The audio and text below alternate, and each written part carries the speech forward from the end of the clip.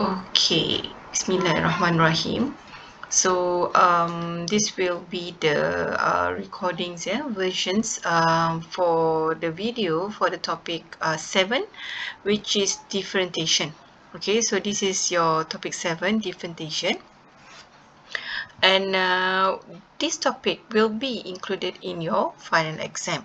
Alright, so first of all, I'm going to introduce to you what is differentiation, okay, which is the definitions of derivative actually, derivative, which is relates to these operations. So it's going to be related to rate of change, and the other one is slope of the tangent line. So this is what we're going to learn in this topic. And actually for differentiation, okay, we want to see how much is the changes of our this triangle shape is also known as the rate of changes. The rate of changes of y towards the rate of changes of x. What is actually y and x is related to the function that we have learned previously. Okay, and the other one is the slope of the tangent line. Tangent line also we have already introduced to you in topic 1 in the topic function. Okay, so basically what we want to see is the average rate of changes of your y, which is usually is our dependent variable, and x towards the changes of x. How many is the changes of y towards the changes of x? Okay, so this is how we're going to get it by using this formula. Okay, so the rate of change, okay, this is actually limit, heart is actually lim or limit, the one in topic 5, okay, the limits of the changes of x towards 0, okay, and we want to see the limits of this one, changes of x towards 0 as x approaching 0, and what you're going to get. Okay, so these functions consist of x plus with the changes, rate of changes of x, and minus with the function of x itself, and divided by the rate of changes of x. So basically the denominator here, okay, is actually sorry, denominator is the bottom, okay. Our numerator here is actually related to the changes of y. Okay, so what you're going to learn here is actually about this one. What we say just now about the rate of changes x and the rate of changes y is actually this. Okay, so how much is the changes? Okay, what do we mean by the rate of changes? Okay, now we look at this coordinate x1 and x2. Can you see the different location here on the axis x, and we have here fx is actually, we always relate it to the notation y. Okay, so y is actually the dependent variables, and we can also call this as the function of x's here. Okay, so as x1 move to x2, this is what we call as the changes, the changes of the location for this y. Actually, we can write this one also as y1 and this as y2 equal to fx2. So when it moves from this fx1 to fx2, this is what we say as the rate of changes. How much is the changes of this y? And this one, movement from x1 to x2, also measuring the changes of your x locations. So how much is the rate of changes y towards the changes of x? So this is what we learn here. Okay, so the slope of the second line is b second. So this one is actually the spelling in Bahasa Melayu, so you can ignore this. You spell it as CANT, like this, SECANT, b second. Okay, how you get this, the slope of the, we have slope of tangent and second line, so this is how we get this one. Okay, so basically here, right, so this is on the how we get these changes. Okay, and this is slope of the tangent line, the tangent line that passes through all of this. Okay, that passes through all of this, so this is what we call as the tangent line. So for this B tangent, we have this also is in Bahasa Melayu. So this is actually limits. Okay, so limits. So for this is the slope of the tangent line. So average rate of change is actually the slope of the second line that you saw just now. What's the difference? Okay, so this one is fx1 plus of the changes of x minus this function of x1. Okay, only. Okay, but I mean, we can, it depends on what information that we have. Either you can use this or this, or this one is the same meaning. All right, so basically for second is actually the changes from x2 to x1, and the changes here also x2 to x1. Okay, so for this slope of tangent line, we have limits from the changes of x towards 0, approaching 0. Okay, so here for the tangent line, you can see that we are looking at these limits. Okay, and the average rate of change, or we call it as slope of second line. Second line is this one. For the slope of the tangent line, the one that we look here, okay, is we must include these limits. Okay, x approaching the changes of x approaching 0, and limit here. Okay, and you can see here how they write the notation for the rate of change of this one, or we call it as slope of tangent line, f prime x. So you need to do the differentiation. This is what we call as differentiation. Okay, and this one also, the rate of changes y towards the rate of changes x is also called measurements or operations of differentiation. Okay, so usually for first order derivatives, we write it as this one, y equals to fx, okay, the function of x's. So d, the changes of y toward x, or you can write it this way also can, because dy, y is actually equals to fx. So dy, you can write it also as dfx towards dx. So actually all of this is equivalent. This also can, this also can, this can, everything here can. So meaning to say that this one, the meaning is the same. Okay, and for this one is for constant equals to fq, or a constant, sorry, yeah, actually not constant. If you change this notation, so this is how you write it. Actually the same meaning also. So anyway, the function of x, it can also be a function of q, and y we can also write the notation change to y, also no problem. All is equivalence. That's why here is notation. Okay. Okay, now derivative of f at x1, fx1. What does this mean? This one means x1. fx1 means what? This is actually y1. Okay, so if derivative of f at x1, fx1 means this one. fx1 is this one. This, like I said to you, this is y. So you can say that this one is equivalent to y1 actually. Okay, y1. Okay, now we look at, so this one is rate of changes or derivative. Also, you can write it f prime x1. Okay, f prime x1, because you make the, or you measure the changes of this. Okay, and also you can write it as y1 x1 also, no problem, right? Now we look at the first method that we're going to learn here on the first principle method. The first principle method of how we're going to do differentiation. Okay, so y equals to, let's say the first example here, they give you this equation. So basically differentiation, of course, is going to involve these functions lah, right? So y equals to 4x2 plus 7. So if first principle method, actually they have we have other method as well, but this one quite lengthy lah. But if the question asks you, please solve this question using first principle method, so you have to use these methods. Okay, but anyway, any methods that we're going to learn here on how we want to do or solve the question related to differentiation is still going to give you the same results. Okay, so here, let's say the question is asking you to solve using first principle method.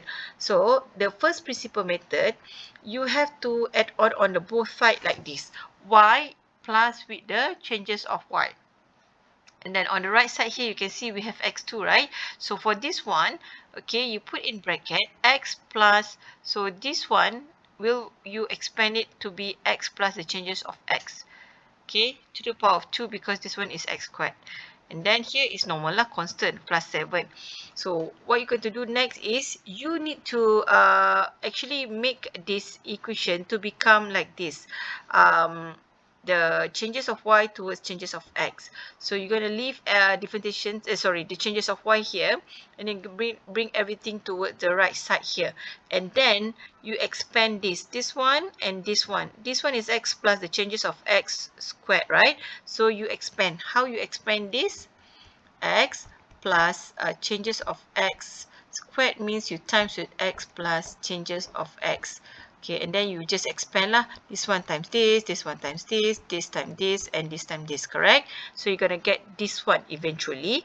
X squared plus 2x. Okay, you can try to calculate this. X squared plus 2x changes of x plus changes of squared x. Okay. So this is what you're going to get when you expand this one only inside. Alright, so 4 you just leave outside of the bracket. Then later you just multiply for each of it with 4. Alright, so that one no problem. Now here 7 minus y. Now this one, because you want to make it into x only, so everything in terms of y you change to x.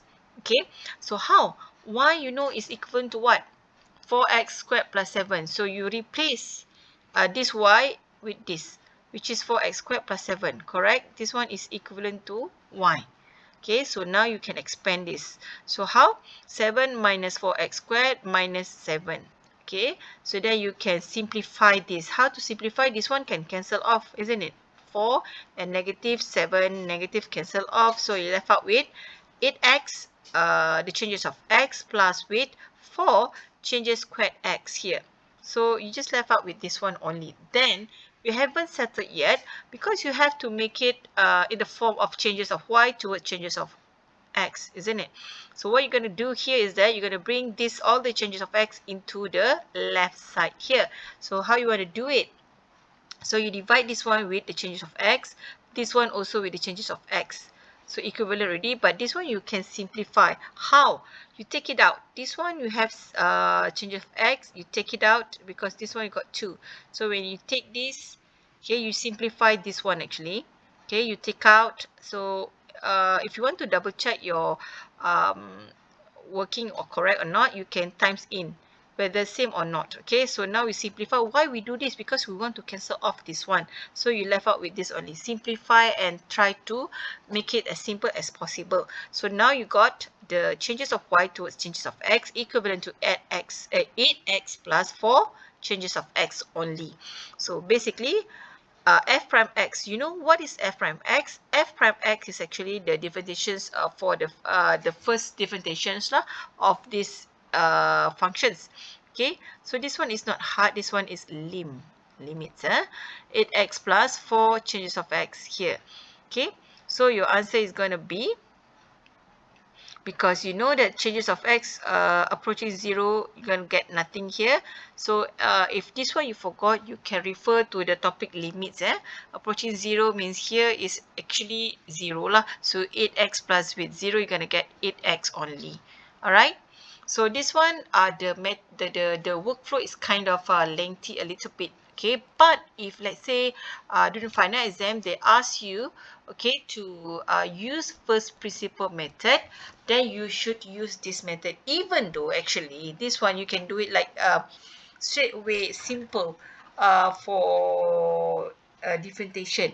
Okay, that's why I said first principle method is quite long. Okay, now we move to the second example here.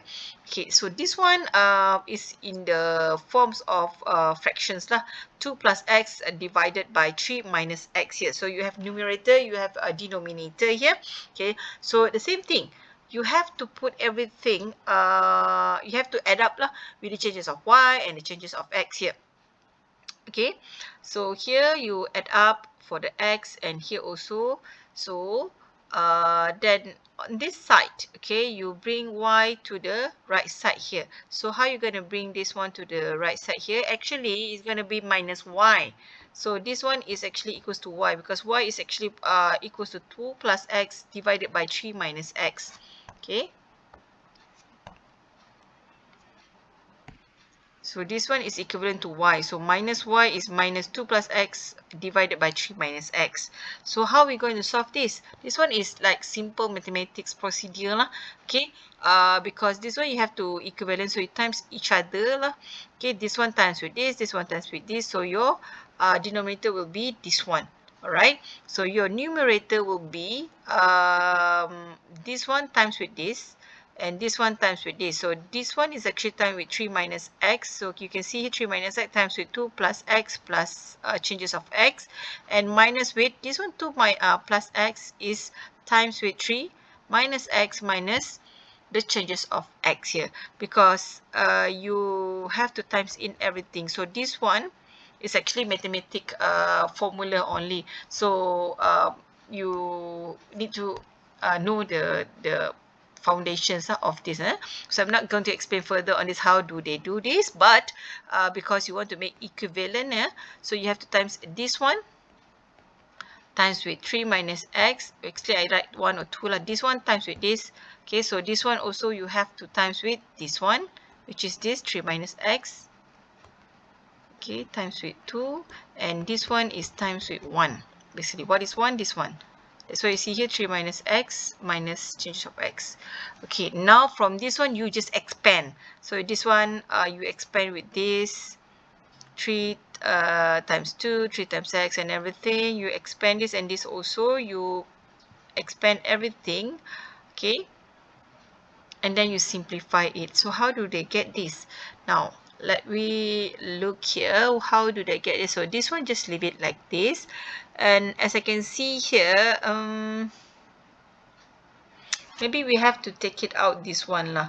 Okay, so it's gonna be negative 6 plus 2x plus 2 changes x minus 3x plus x squared plus this one, I believe. Okay, so this one is actually going to be 2 plus 1 is going to get 3. So 3 3x 3x, but oh, sorry, no. 2 and 3 going to be 5, and this one and this going to cancel off. Okay, so this one going to be 5 changes of x, and then 6 minus with this one cancel off, 3x cancel off, this one done, 2x 2x negative 2 and plus 2 is cancel off, negative cancel off, so you left out with 5 sigma x only, or 5 rate of change of x only. Okay, so you can try to do this slowly. Okay, try to expand this and cancel off. All right, so then we move to the next step. We have to write it in this form: the changes of y divided by or towards the changes of x. So everything here you times with changes of x. Okay, because you have to make it equivalent. This one divided, so this one also divided. You have to add up the changes of x here. Okay, so what next? Here I think that they expand everything inside. Okay, no expand, cancel off, so you left out with this one. And the next one is limit, because for first prime x, or the first derivative, is you have to put limitation x approaching 0. So these changes of x approaching 0, so this is going to be 0. So you left out with 3 minus x. That's why 5 divided by 3 minus x squared, because you have 2 here, right? Okay, now so that is for the first methods of differentiation, which is first principle method. Okay, so this example is good enough. Now we look at the rules of differentiation. Okay, so The first one is if let's say the c is constant here, yeah, so it's going to be equivalent to 0. For example, if your y here is -3 without any x, so definitely when you make the differentiation, it's going to be equals to 0 because you don't have any x that you want to or the derivatives x you don't have here, so it's going to be a 0 always. Okay, if it's constant is something that is not attached to your variables x, all right. And then number 2, this one is x to the power of n. N is any real number. Okay, so it's gonna be this n, you bring it to the front, nx, and here n minus 1. How? Okay, let's say y equals to x, so meaning to say that x is actually to the power of 1. So if let's say 1 x to the power of 1, if you want to make differentiation, y prime is going to be this 1 or your n minus 1, and this one you bring it to the front. Correct? Same like this. So 1x, 1 minus 1. So 1 minus 1 is 0. So x to the power of 0 is actually 1. Okay, this is simple. Let's say this is 5. So 5 you bring it to the front, and 5 minus 1. So it's going to be 5x to the power of 4. Like this one, because this is square root of x, so it's going to be what? X 1 over 2, isn't it? So it's going to be 1 over 2, you bring it to the front, and 1 over 2 minus 1. So 1 over 2, x to the power of negative 1 over 2. So negative 1 over 2 is actually,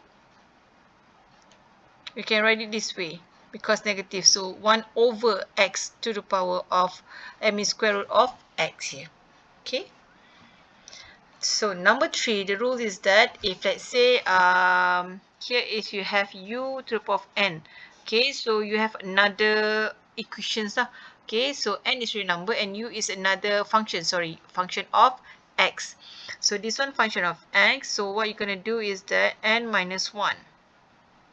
What is it? This is, this is 5, which is n. So 5 minus 1, because n minus 1. So 5 you bring it to the front of this equation. And here in bracket, okay, is du over dx. So what is du over dx? Is you differentiates your, or you make differentiations for your u, which is u here inside. Because u is this one, okay? So if I say du over dx is actually you differentiate your 2x plus a 3 inside here. So what you're going to get is actually this one is a constant, going to get 0. 2x is going to be 2x to the power of 1. 1 plus 1, isn't it? 1 plus 1. And then this one you bring it to the front. So actually 2x 2. Sorry, no, not this one. I think I make a mistake here. Sorry. So for this one is actually 2 times, 2 is going to be this one. This one is actually 2x2, not 2x1. So I'm sorry. So it's going to be du over dx here. Okay, plus with 3. So 2, you bring it to the front. It's going to be 4x here is 2 minus 1. So it's going to be to the power of 1 plus with 0. So it's going to be 4x plus 0 or 4x only. Yeah. So just now I make a mistake. It's supposed to be 2x to the power of 2, not 1. So 2 times 2 here is going to be 4. Okay. So this is what you get here, because you have to do du over dx. Okay, then you expand this. How? For x times 5 is 20x, and here is going to be 5 minus 1, 4. Okay, and you can get this one. So we have to follow these principles, okay, in order to guide you how to solve the questions. Now, if your question is related to log, okay, and ln, so you follow these rules. Okay, for log b x, so how you going to write this? Okay, it's going to be in this form.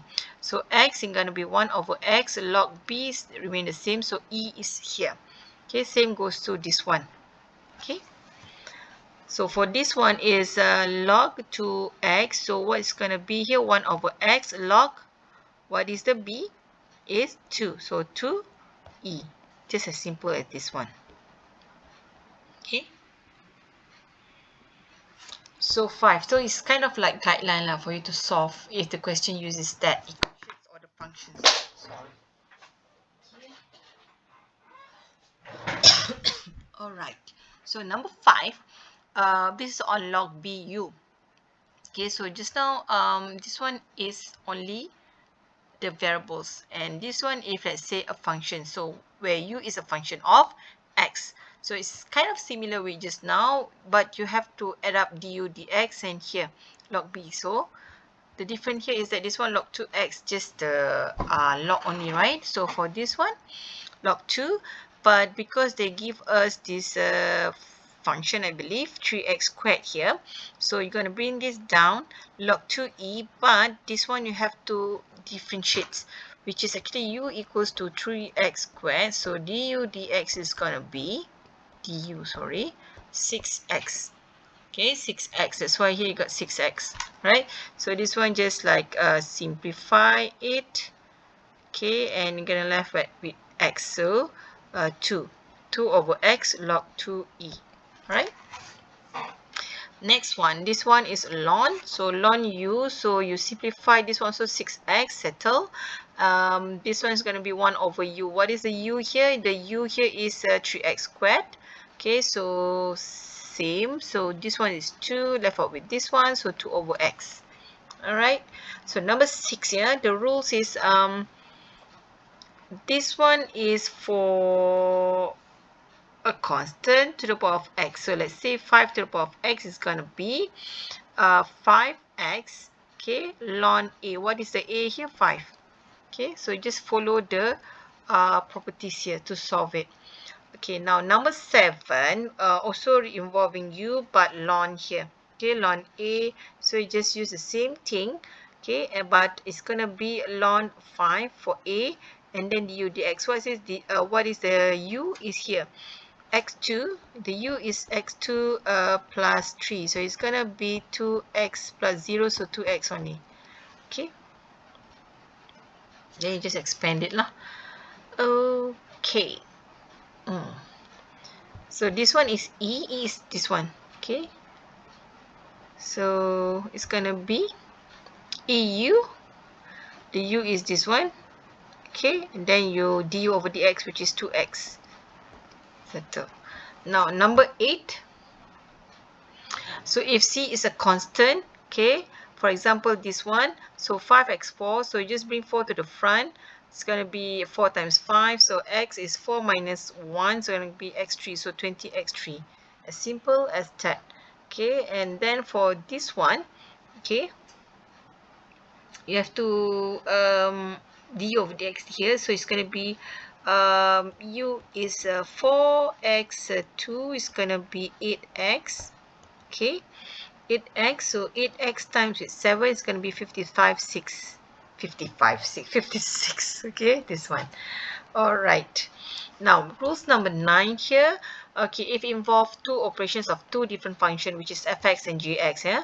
So if let's say they want you to differentiate two functions here, so you can do it separately. You differentiate function x, and function f, and differentiate function g, and you can add up. So minus also the same. For example, this one, y equals to x3 minus 10 plus 1 over x3. So what you're going to do is that you differentiate one by one. So this is going to be 3x2.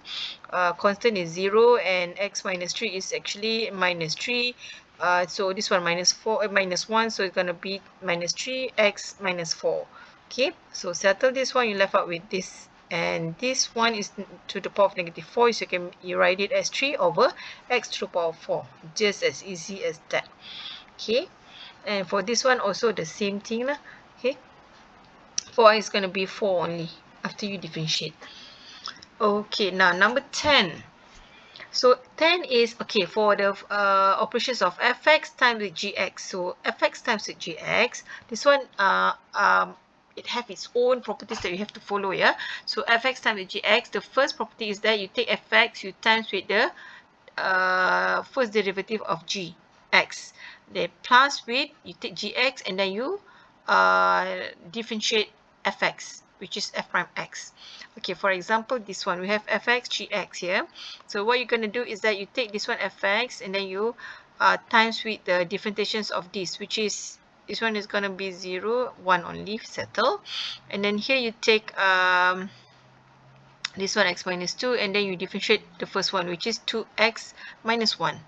Okay, then settle that. You just expand lah. You just multiply. So what you're going to see here is 3x2 settle. This one is negative 2x plus this negative 6x and then plus 2. Okay. Okay, number 11 is going to be divided. So divided also have, so this one is a formula that you need to follow lah, is fixed, okay?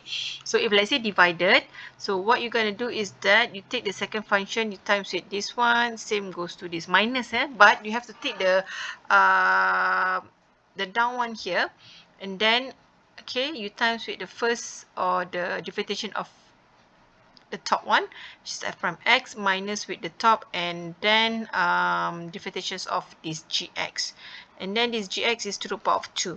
For example, this one is fx, let's say this one is gx. So what you're going to do is that you take this gx, x plus 3, then times with this the first derivative of fx, which is actually 2, and here you take 2x plus 4, which is this one, okay, 1, and here you just take x plus 3 squared. Okay, so how you're going to do this is you're going to left out with 2 only, so this is the answer, as simple as that. But this one you have to follow this formula, which is fixed, this formula. Okay, number 12, the rules is that, let's say dy over dx equivalent to 1 over dx. Okay, so yep, opposite. Let's say you want to like turn it over with this one, so you have to, so actually it's actually if you do it like this, it's actually eventually dy over dx if you times in. This is what it means here. For example, this one, dx over dy. Usually we do what? Dy over dx. Now here the function is not y equals to x. This is x equals to y. You can see. So when you differentiate, it's going to be what? Dx toward dy. Okay, so you're going to differentiate here. So here you bring it to the front here. You're going to get y2 minus with 2y. Okay, settle. But the answer, they want it to be in dy over dx. So you just 1 over this one, which is 1 over y2 minus 2y. This is what it means. Just if let's say they change the variables here. Usually you see everything is y equals to x, isn't it? But let's say the function changes. They write it as x equals to y. So when you do differentiation, okay, it's going to be dx over dy because here is x, not y. Okay, so if they want the answer in dy over dx, just 1 over the function. You're going to get the answer. Okay, now number 13. Here, okay, y is a function of u and u is a function of x. Okay, let's say this one, y is a function of u and u is a function of x. Can you see this? Okay, so what you're going to do here, how they want to get dy over dx, because you have two different functions here. So you have to do dy over du first, and then you times with du over dx. Like this, isn't it? So what you're going to do is that you're going to take this one, which is you differentiate this is 4u. Okay, and du here going to be 6x. So 4u times 6x. What is u? U is equals to 3x squared plus 5, isn't it? So they replace inside here. Okay, and then they multiply with 6x. Okay, so 4 times 6 is 24x, and in the bracket here, 3x squared, just leave it as it is. Okay. Now we look at this exercise of example for this differentiations. Differentiate the following function. Okay, let's say they give us this one, fx equals to 7x4 minus 5x minus 9 to the power of 1 over 2. How are you going to do this? Okay, so first of all, you bring this to the front, 1 over 2. Okay, and then here just leave it like this, 1 over 2 here minus with 1. Correct? And what else? You have to differentiate inside here, which is 7x4 here is going to be 28x3 minus 5. This one is a constant, so 0. So this just like this. Then you settle off this. Okay, how you gonna simplify this? Well, I think it's gonna be just expand this. Okay, 20x3 minus 5, so 1 over 2. So here, because this is negative 1 over 2, is going to be over square root of this, because negative. Then that's the answer. Okay, number 2. So this one is divided. Okay, so 5, you bring it to the front, 4, because 5 minus 1. Then you differentiate inside here. So how to differentiate 3t over 1 over t squared? So you have to use the which rules? fx gx, right? So this one times with the differentiation of this fx, and then fx times with differentiation of this, and this is going to be 1 over t squared squared. How? Okay, I follow these rules. If let's say you forgot this one, number 11 rules. Okay, fx divided by gx, rules number 11. So I write it here, rules number 11. Yeah. Okay. So and then you just expand everything inside here. Okay, it's going to be plus 3t squared plus 3. Okay. Then to the power 4, that's it. You cannot simplify any furthermore, right? So number 3, let's say they give you u and also e, negative 3u squared here. So what you're going to do is that, okay, you have two different functions. This is multiplications. So multiplications, we use the rules of this one. Rules number 10, I believe. Yep, this one. Okay, fx gx, fx g prime, gx f prime. Okay.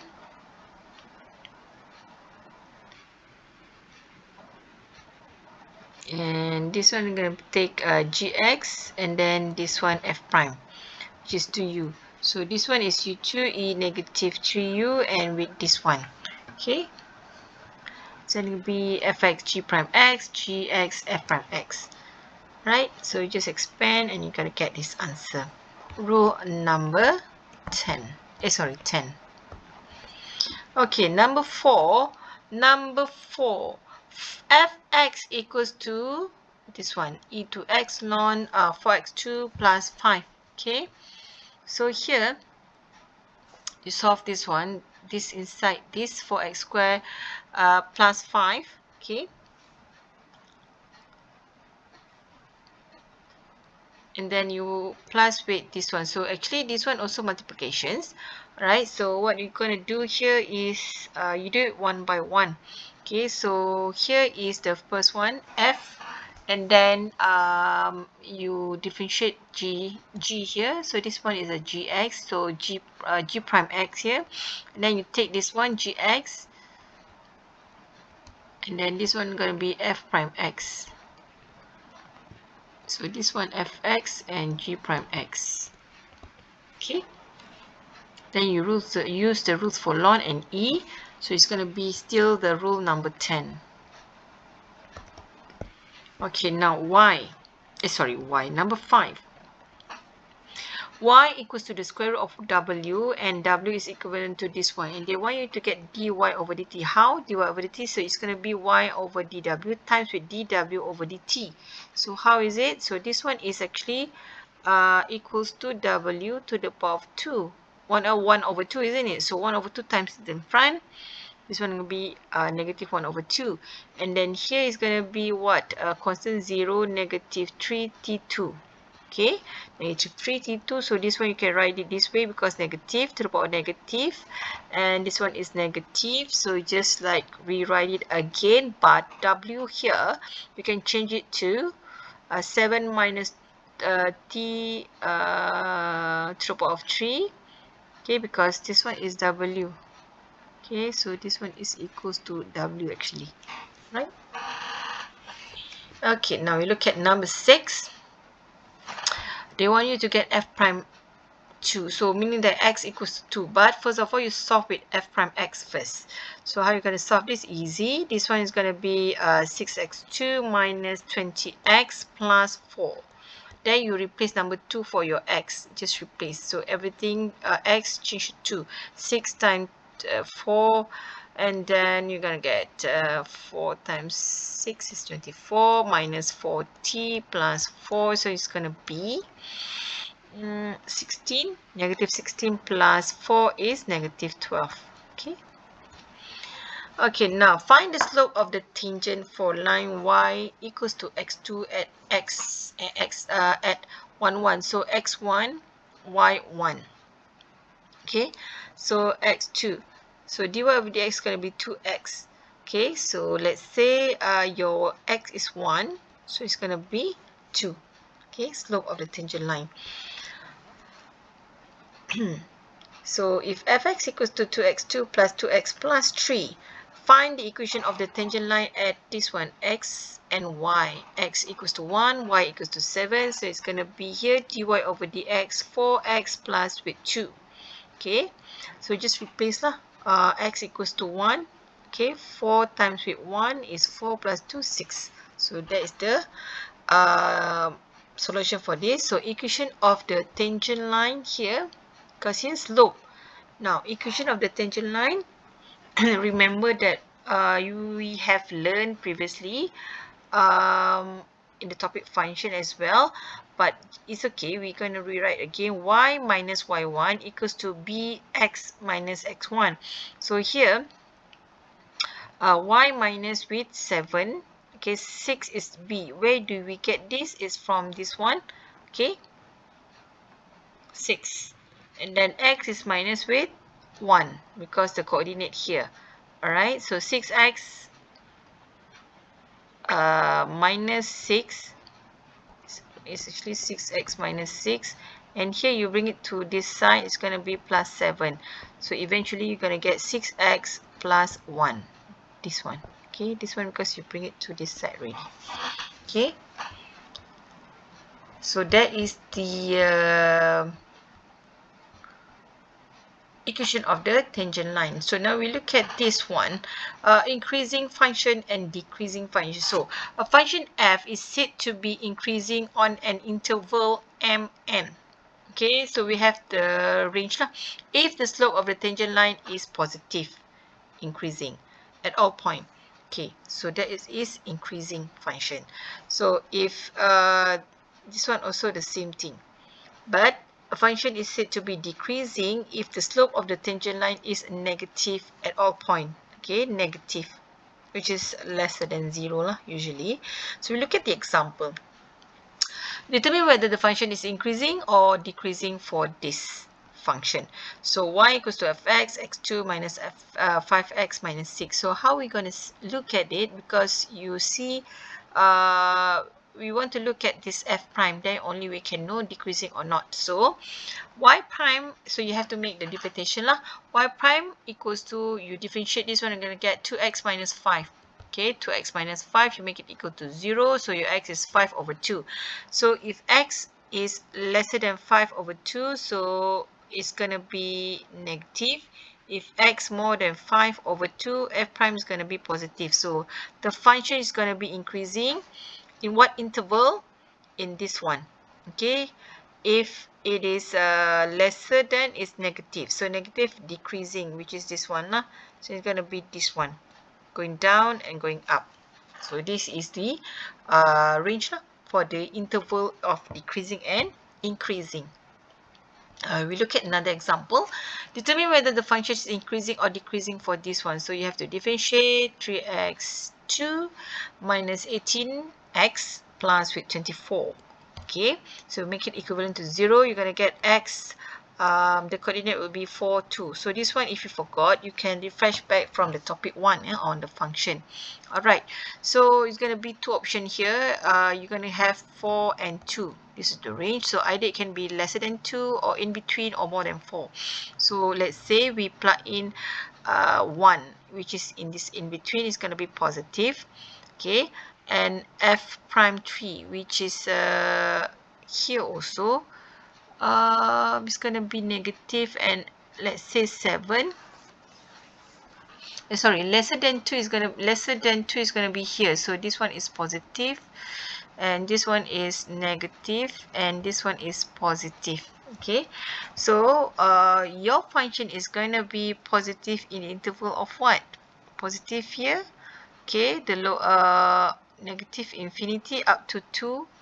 The boundaries here, the limits, and here the limit is 4 up to positive infinity, moving towards up, positive infinity, negative infinity. And in between is going to be 2, 4 for decreasing interval. Okay. So you can try to substitute like if let's say f prime 1, I put 1 here.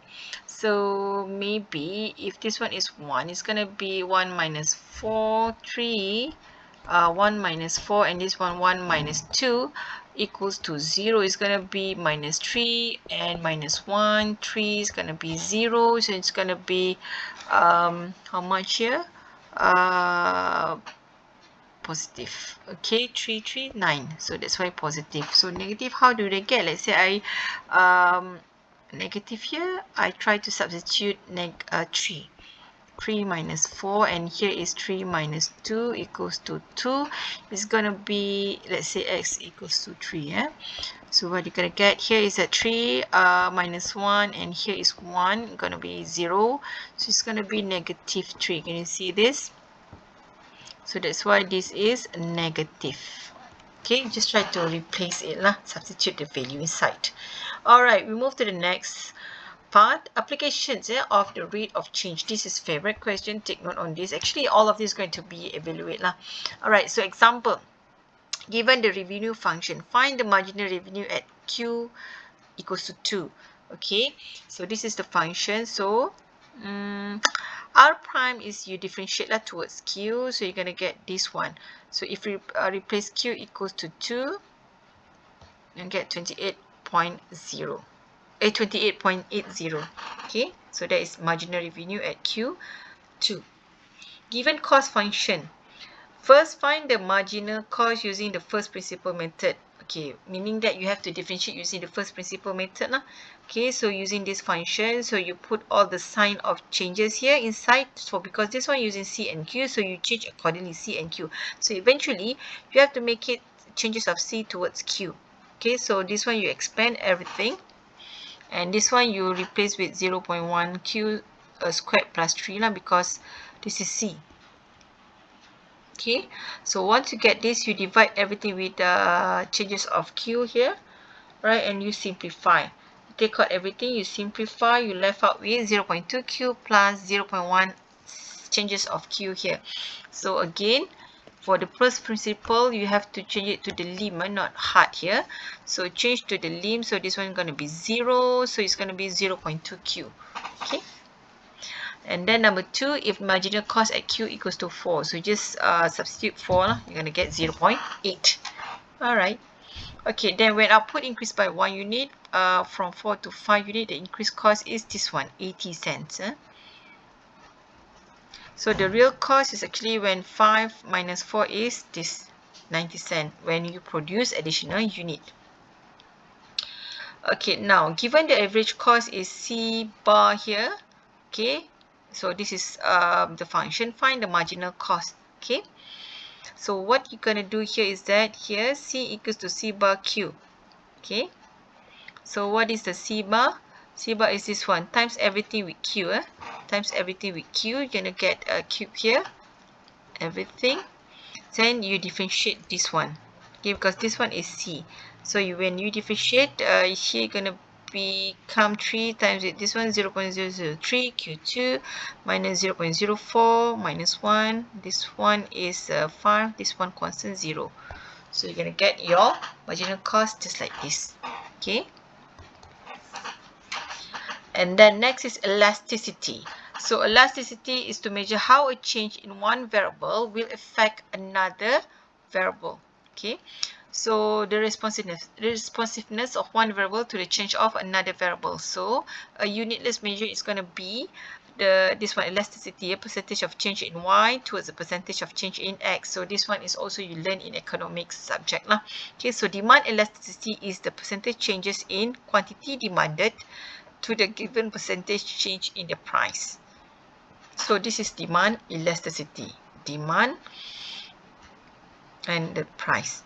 Okay, so it's going to be here, it's going to involve with the changes lah. Okay, changes of your quantity and price times with price and quantity as well.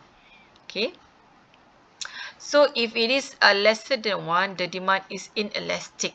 Okay, if it is more than 1 elastic, then if it's equals to 1, it is unit elastic. So changes equals to the changes of quantity equals to change in price. Okay, now we look at the example. Given demand function as P equals to 20 minus 0.2 Q, determine the demand elasticity at Q equals to 10 and interpret. So now this is the function. So first of all, you differentiate first. Okay, and let's say Q equal to 10. So basically it's going to be 20. You substitute inside here 18. So dq over dp for elasticity, this is the formula, correct? So times with P over Q. What is the P? P is 18. Q is 10. So you're going to get negative 9. So we know that negative 9 is what? Negative 9 is lesser than 1. So it's inelastic. Inelastic. Okay? Inelastic. Elastic. This is equals to 9, not equals to negative 9, because you have to do modulo here. So everything negative is going to be positive. So it's 9. So 9 means positive, which is here, elastic. Okay. So at Q, so everything you have to make it like this. So when I put like this, negative will become positive. So that's why here is positive and not negative. Right? And interpret is at Q equals to 10 unit, 1% increase in price will lead to 9% decrease in quantity demanded. The changes, because elasticity is the for this quantity demanded is between quantity and also the price. Okay. Now, the other one, so that is related to the first order derivatives, the first differentiation. Now, we look at higher order derivatives. Okay, so higher order means more than one. So, function, you differentiate, you get the first derivative. If you differentiate again, you get higher. So, you can differentiate many times. So, for first time, we write it as y prime. If you differentiate again, we say y double prime. If you differentiate again, y triple prime. So, it can be many times. Okay, so this is how we write it. Now we look at the example, fx equals to this one. So they want you to differentiate twice, third time. So no problem. The first time is going to be 18x2 minus 24x plus 6. So if you differentiate again, it's going to be 2 times 18, 36x minus 24. You differentiate again, it's going to be 36 only. This one is already 0. Okay. Now, optimization functions of single variable. Now, we look at this one, relative extrema. A function f has a relative maximum at a if there is an open interval containing a on which this function is more than or equals to fx for all x in the interval. So, the relative maximum is going to be fa. So, if I say lesser than, it's going to be minimum interval or minimum value. Minimum value. Right, so it's going to be lower, upper and everything. So this one is what we learn on first, relative extrema. Second is absolute extrema, when you have the lowest point, the highest point, lowest point, highest point. So a function f has an absolute maximum. Okay, if your function is more than your fx is more than for all x in the domain of f. So the absolute maximum is fa. And this one is lesser than and minimum value of this function a. Okay. So when dealing with relative extrema, we compare the function value at a point with values of nearby points. Okay.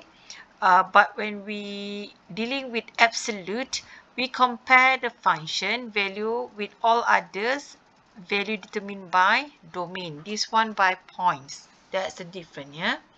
Okay, so here by points or interval, and here by the nearby or your domain. Okay, so domain, we have learned already in topic 1. Okay, functions, domain. Okay, so now we look at this one. Okay, slope of a tangent line. First derivative we learn related to the slope of the tangent line for f prime, and if decreasing, increasing, decreasing on interval. Can you see a and b is like coordinates lah. Okay, if it's less, more than, increasing. If less than, decreasing. Okay, so increasing function and increasing function going up, and this one going down, down. Okay, decreasing function. Concavity, this one is related, later we see on how we relate it. Concavity, second derivative is related to concavity. The first one related to the tangent line. Second derivative relate to concavity. What is concavity? Concave, whether it's going up or down. Okay, concave. Okay, within a range here. So this one is only if you double differentiate and double prime. Can you see f double prime x more than 0 is going to be concave up, more lesser than concave down. Okay, so this is concave up. So you can see it's like taking it upper, going up. Okay, but this one is like concave, like you cover it moving down. Okay, downwards and downwards. Can you see the concave, or like you are like covering it up with something, like a U shape moving down. So this is concave down. Okay, now everything of this is going to relate with the next part on the questions that is going to use this as a solution. So relative extrema here, the one that we mentioned just now, is a relative maximum, a relative minimum relate to a nearby domain, isn't it? Okay, now, and then we have also here, when it move like this, going to be like concave up, and this one is going to be concave down and relative. So this one concave up, relative minimum, lowest point. When you concave down, but actually highest point or relative maximum. Okay, so relative extrema at x equals to the point A. Okay, the f prime A is going to be 0 or it's going to be undefined. F prime x changes sign, x increases through A, or function is concave up or down at x equivalent to A, and let's say function is continuous at x equals to A. So this one is a relative extrema at this one. Okay, the definition for this one, relative extrema. Right? So f prime A equals to 0, or we call it undefined if your x equals to A, is called the critical value. Okay, and then this one, A, the location for x, FA for y, is called the critical point. Okay. So for this one, for relative maximum, relative minimum, you can see that tak wujud is not exist, not exist, not exist, not exist. Okay. So slope, concavity, continuity. Continuous, the one that you learned already in the topic limits and continuity. Okay, this one, relative minimum down, highest because maximum, and this one minimum. Okay, minimum. And this one is max, and also no max minimum because undefined, undefined. Tak wujud is undefined. No exist. Okay, no exist. This is all the shapes lah. Okay. Now, how you want to determine, these are all the shapes that related, but how you're going to determine this is in this part. Okay, take note on this one. Steps in determining relative extrema. This is a favorite question, so I put double, triple asterisk here. So step first, you have to find the first differentiation of that x, and then you determine all the critical value by how you have to make it equals to, when x equals to a, you have to make it equal to 0 and undefined, then you can determine all the critical value, and then you find the fa when x equals to a, what is the function, and then state the critical points. Then you can determine whether relative extrema exists or not. This is for relative extrema. So method 1, okay, the first derivative test. Okay, method 1. So does this f prime x changes sign as x increases through A or not?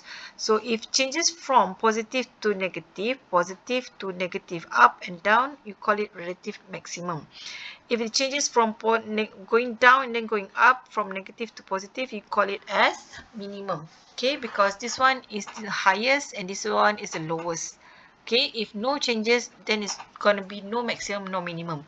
So this is the first derivative test, a method lah that we can use to see whether there is a relative maximum, minimum, or there is no maximum, minimum.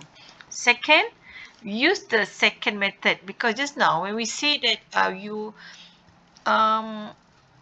do second differentiation, you're going to get the concavity, right? So either it's concave down or concave up. So concave down, you're going to get the highest point, which is the relative maximum. If you concave up, you're going to get lowest, which is relative minimum. If both of these fails, you just use the first method, which is this one, method 1. Okay. So, and then number 6. So number 5, this one is all related to determine whether it exists or not, is in the step number 5. And then number 6, okay, x, y. So this is the coordinates. A, F, A is the relative extrema at the point of this A here. Now we look at the example. What does this mean? Find the relative extrema for this function. Fx equals to 3x2 plus 2x minus 3. Okay. So you make the first differentiation, which is 6x plus 2. Okay, then you make it equal to 0, which is it's going to be 6x plus 2 equals to 0. It's going to be 6x minus negative 2. X is going to be negative 2 over 6. It's going to be negative 1 over 3. This is what you get. Fine. So x, which is negative 1 over 3. So you replace everything inside here with negative 1 over 3. Okay. So you will get negative 10 over 3 here. So the position would be, or the coordinate would be negative 1 over 3, negative 10 over 3, x, y. Okay. So the method 1 here, the first method is first derivative test. What do we do here is that you see whether this one, is it from changes from positive or negative to positive. Okay.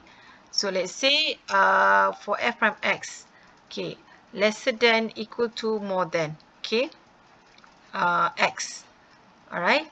So you test it whether lesser than, more than, or equals to. What do you get? So it's actually when you substitute the value inside the function f prime, you're gonna get this one negative to positive. So negative to positive means relative minimum. So you got a point here. Then you move to the second one, method 2, second derivative test. So you differentiate again. What you're gonna get here is that 6 only, isn't it? 6. So for 6, okay, let's say your x is equals to negative 1 over 3. For this one, it's gonna be positive, concave up. So basically, yours is gonna be relative minimum. Concave up is this one, relative minimum. Okay. So this is how you determine or identify the relative extrema. Now we look at this one. Given fx equals to 18x minus 2x3, find the interval where the function increasing and decreasing. Determine the relative extrema, if any. Okay, so same thing here. You differentiate first, make it equals to 0. So you're going to get the location here, 3 or negative 3. So you got 2. So you place both. You're going to get this one, 36 and 3, negative 3 and negative 36. So you're going to do all of this simulation so that you know if it is in between or equals to, because you have this one, negative 3, you have in between negative 3 and 3, and you have more than 3, the interval, right? So negative to 0 to positive to 0 to negative. Okay, so the function is actually decreasing on this and increasing on negative 3 to 3, negative 3 to 3 here. Okay, so the slope is going to change from negative to positive, which is minimum, then from positive to negative, maximum for this. All right.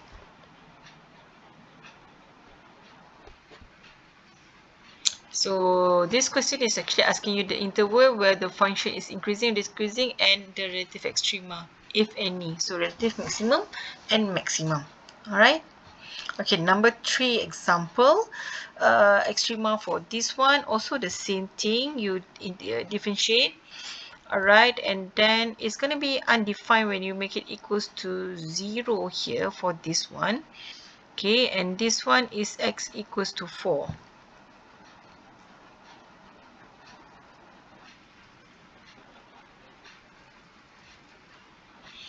Sorry, f from x undefined when this one equals to 0. So this one equals to 0 is going to be, you solve everything.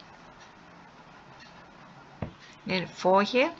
So if let's say we replace 4 here, inside this function, it's going to be 4 minus 4 is going to be 0. So your y here is 0, your x is 4. So x is 4, y is 0. Now you have the location already. You use the first derivative test to see lesser than 4, more than 4, and equals to 4 in between here. So negative to positive. So this is minimum because negative to positive. Then you move to the second method, second derivative method. You differentiate. Okay, you differentiate again.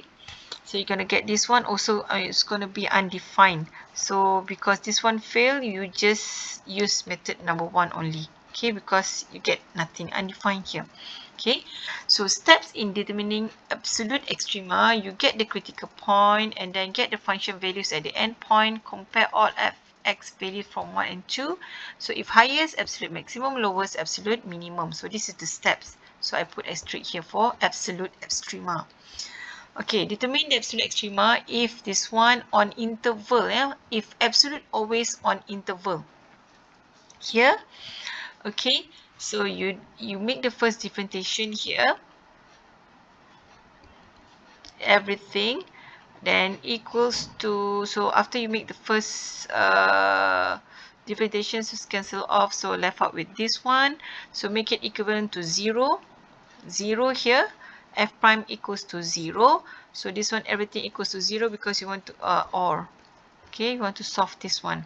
So the location will be x, since 1 is not in the interval of 2, 1, 2, 10 because they give you intervals, so it's going to be 6, only consider 6. So when x is 6 and x is 2 and x is 10, because all of this is in the domain here given, okay? So you consider only f6, f2, f10, because here what they say, compare all with the, because absolute extrema always in the domain. The domain given here is 6 and then here we have 2 and 10. So you substitute everything inside the f function. The original one, you get the value here. Okay, so evaluate f6, f2 and f10. That gives maximum or minimum value. So absolute minimum at 6 and negative 13. When 6 and negative 13. And absolute maximum at 10, 48. 1 over 3. Okay, so the lowest, the highest, right? Minimum, maximum. And then we look at the applications of maxima and minima. Example, given the demand function, find the quantity that maximizes total revenue and what is the maximum revenue. So this is the revenue function. You have to times with Q, okay, because demand function.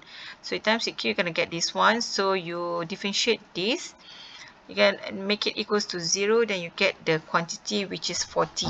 Okay, so quantity and then you double again, you differentiate again, so you're gonna get negative 1 over 2 here. Okay, so Q40 maximize revenue. Okay, so you just substitute 40 inside the function here. 80 times 80, sorry, not this one, sorry, the original one, 80 revenue, 80 times with Q and Q squared, so you're going to get the maximum revenue 400. Then next, for the applications, given total cost is C equals to Q squared divided by 4 and everything, find the quantity that minimize. So this one you have to do or find the C bar, so you have to divide by Q everything, okay, and then you differentiate this. Okay, because this one is involved total cost, and make it equivalent to 0, so you're going to get the, I believe, equals to 0, so you settle off to get the Q. Ignore because Q is more than 0. Okay, and then ignore. Okay, just ignore. So your Q is 40 actually. Okay, so Q40 just substitute inside here. So you're going to get positive. Positive means concave up. Okay, concave up means minimum. So Q40 minimize average cost. Okay. Another example, given demand function P equals to 400 minus GQ and average cost is C bar and everything, find the quantity that maximize profit. So profit, this one is revenue, price times with quantity. So you're going to get this one. Okay. And then cost is C bar times with Q. Okay, this one times with Q. And then for the profit is revenue minus with your cost. So this one minus this one minus this one. Number 1 minus number 2. You're going to get this one. So what you're going to do is quantity that maximize profit. So this is profit. You have to do the first differentiation. Make it equals to 0. You want to know the quantity that maximize profit. So Q equals to 90 and then you double, you differentiate again. So you get negative 4.4. So actually Q lah, that maximizes the profit. Q equals to 90 that maximizes the profit. So price at maximum profit. Okay, you just substitute inside the P. The P here is 400 minus GQ. So 400 minus 2 times 90. Okay, and for maximum profit is going to take from where? 396. Profit here is 396 minus 2.2 Q squared minus this one 400 actually. So you just substitute everything 90 because maximize profit. So this is your maximum profit. Alright. So basically for this one is a good example, given demand function. So you use everything here. So because this one involve profit, that's why you use the formula pi for the profit. Okay. Okay, so I think that this is all for topic differentiations. Okay, but you can go through one by one for this topic, and I think that the example here is good enough, okay, to help you out. And for this one is a good example of application question. Yeah, so please take note on these applications. And then what else? On the extrema, how to find the minima, maxima, all related to maximizing profit, minimizing cost. Okay. Okay, I think that's all for this topic differentiation. Okay, you can go one by one for the example and try to understand the step by step here. All right, and that's all for this topic. Thank you so much, everyone. Okay, bye bye. Thank you.